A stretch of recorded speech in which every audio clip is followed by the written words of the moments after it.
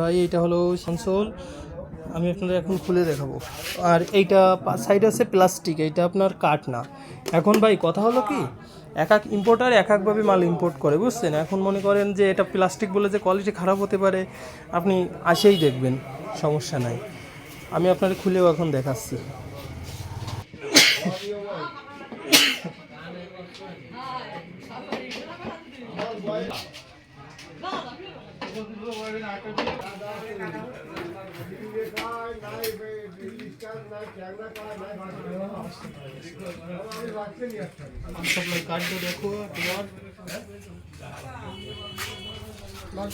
ভাই এই যে দেখেন, যেরকম বলছিলাম সেরকমই পাওয়ার সাপ্লাই কার্ডটা দেখেন বড়, একেবারে মনে করেন আপনি মার্কেটে প্রয়োজনে খোঁজ নিয়ে দেখবেন, এটা হলো সব থেকে হাই কোয়ালিটি। মানে এর পাওয়ার সাপ্লাই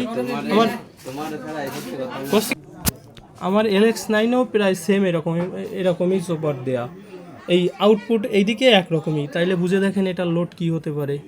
ওর থেকে কোনো অংশে আশা করি কম হবে না। আর এর প্রসেসরটা দেখেন, এই যে এই কাকা ডাকনাটা ধরো,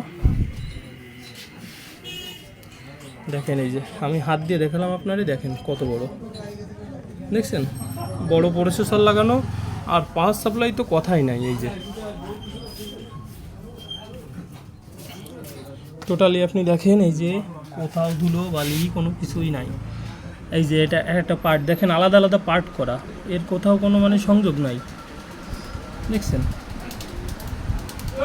সব থেকে মেইন বিষয় হলো পাওয়ার সাপ্লাই। পাওয়ার সাপ্লাইটা যদি না ভালো হয় তাইলে কিন্তু লোডে ভালো হবে না। তো আপনার কাঠ লাগানো কি প্লাস্টিক লাগানো, আমি মনে করি ও সব এখন এক এক ইম্পোর্টার এক একভাবে মাল ইম্পোর্ট করে, বুঝছেন? দেখেন এই হলো ভিতর কন্ডিশন।